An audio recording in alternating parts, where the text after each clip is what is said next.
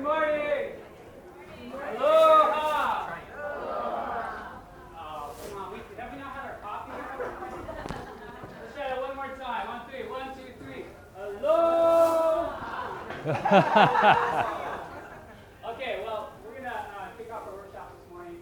My name is Luke. I'm fortunate to be on the planning committee amongst a lot of these other folks that have Add Up t-shirts on, just like this, putting on this event. And this is our second year doing it, sponsored by UyCo-Founder, Kaiser Permanente, and we have a whole slew of other amazing companies and organizations that came together to make this day possible.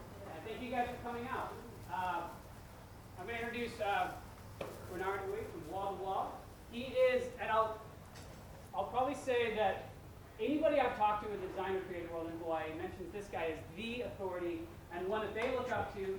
So we want to give you the best, and we're very excited to have him here for the second year in a row. Right. Give your hands together for me. Thank you. Hey, can we do the light thing too? Yeah. Okay, awesome. Thanks. I think maybe the only reason people might look up to me is because I'm 6'1", but other than that, thank you for the kind words. So I did this last year. It was a lot of fun, and I was lucky enough that they asked me to come back again, so I guess I didn't screw up too bad. But last year I presented a lot of work from our agency, Wall to Wall Studios. Just a quick background on us. I started this business in the lovely town of Pittsburgh, Pennsylvania. Yeah, Pittsburgh. 23 years ago yesterday, actually. Yesterday is our 23rd anniversary. And so what they asked me to do this time was to see if I could kind of do a workshop style thing. So what I'm not really going to do today is show a whole lot of our work. I'm really going to talk about some of the process that we go through. You can go and check out our work at walltowall.com, and I won't waste your time here with that.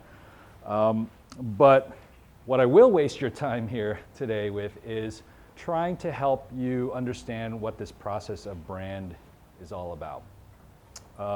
Quick question here, and I'm just making some assumptions, but just want to make sure. How many of you currently work for a nonprofit organization? Okay, majority. Anyone work for a for-profit corporation? Okay, fine. Anyone work on the creative or agency side? Okay, great. Those of you in the nonprofit world, how many of you are in the kind of communications, marketing, advertising type of world? Anyone? Okay, great. Okay. So when we conduct these workshops with our clients, I just actually got back from one this week in Los Angeles where we helped one of our clients there go through some of these exercises. What I'm going to try to do is do a really condensed version and do a light version of it today and give you some tips that you can share with your organizations if you want to try this on your own or if you want to hire someone to help facilitate something like this. When we've done these exercises, they might last a half day or they might actually last an entire full day. And it's kind of evolved over time where we used to do it just with a small group of people from, say, the marketing committee of a nonprofit or a for-profit organization. Lately, and we did this recently for a local organization called Hawaii Energy. I mentioned we were just in LA doing a half-day session. We were in Seattle a couple months ago doing a full-day session with about 70 employees from one organization. So it's really kind of scalable, believe it or not. And I was a little skeptical that with this kind of exercise or these kind of workshops could scale. But it only happens when the people do participate.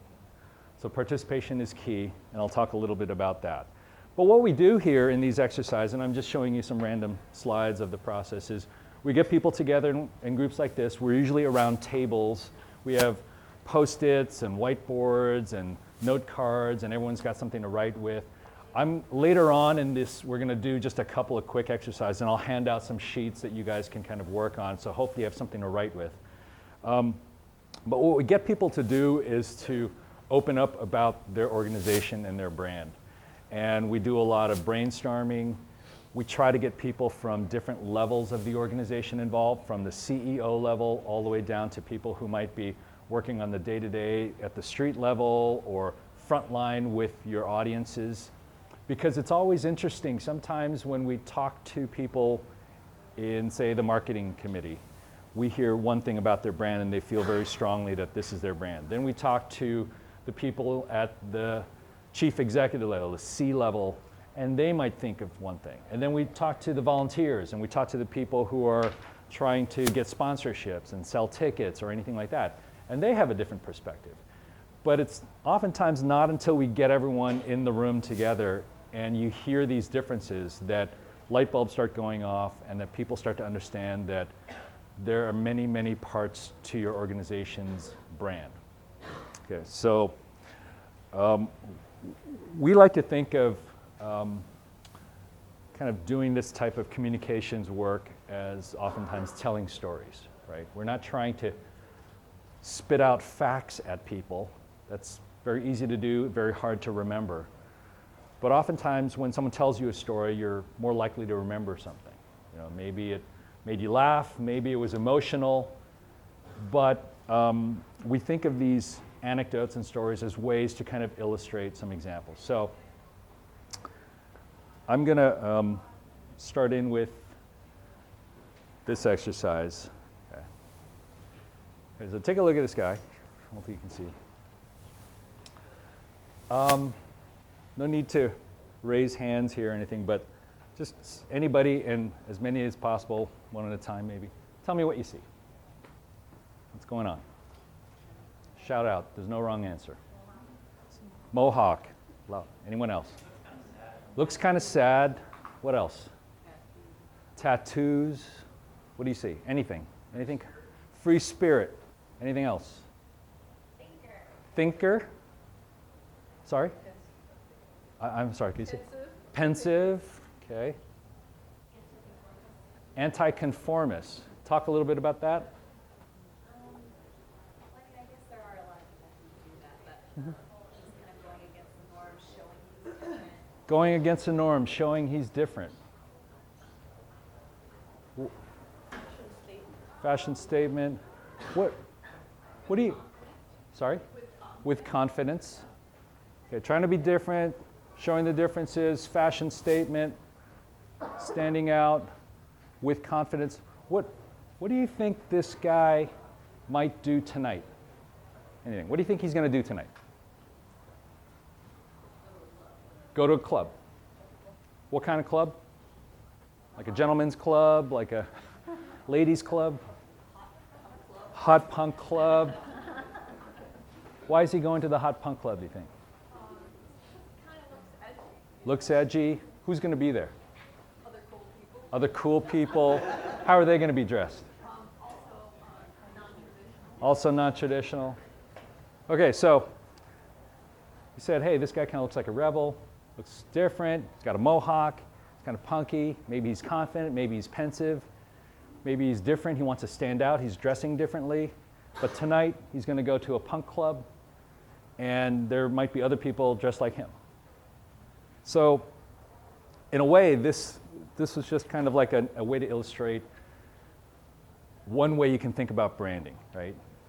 You can think about branding as the tension between trying to stand out and then trying to fit in.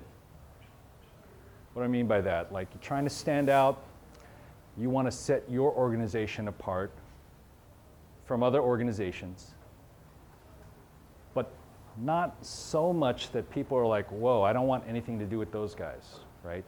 So that's a tricky balance, right? You want to, you know, if I'm, I was recently at the Seattle Library for the very first time. Really cool place if anyone's ever been there. You know, they're different. It's really cool. It's cool architecture, cool vibe. It doesn't feel like a traditional library, but they're also like a library. You know, they're not going to scare anyone off like, oh, I'm not going to go into that building. It's too weird. So they stand out to gain some attention, to be noticed, but they still have to fit into this mindset of what we understand a library to be, right? So there's a conflict there. And that's kind of what we have to deal with when we're trying to understand or build a brand. Okay. Someone raise your hand and volunteer. Tell me or just name a brand that they like. Anybody, please. Apple. Oh, Apple, who said that? Okay. Why do you like Apple? Some people in the room, I bet, don't like Apple. But why do you like Apple? Give me like 2 reasons why you like Apple. Depends upon who is a Republican and who's a Democrat. Okay, so it's a political thing according to one of our guests, right? Our organization focuses on climate change, Okay, positive. right. And therefore you don't like Apple? Or you do like Apple? I have the iPhone Right. and Mac and Okay, so some people think it's political. Change people's lifestyle. Why do you like Apple? You personally.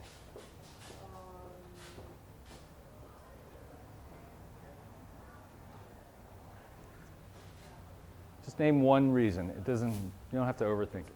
It's cool. Anyone else here like Apple? It's reliable. Name one reason why you like Apple. They last longer. They last longer. Anyone else like Apple? Name one reason. I have Apple stuff. You have Apple stock. Okay, so it's a business reason. Anyone else? Anyone else like Apple? And why do you like Apple? Design interface is beautiful. Okay, so far nobody's told me that they like Apple because of their logo. Right? Nobody's said, oh my God, I love this company because of their corporate identity. And it's because corporate identity, a logo, oftentimes people confuse this idea that I got to go through a branding exercise. First thing I got to do is I need a logo, or I need to change my logo, or I need something to do with my logo, right? So I want to just kind of dispel this myth, even though it would hurt my business because we do a ton of corporate identity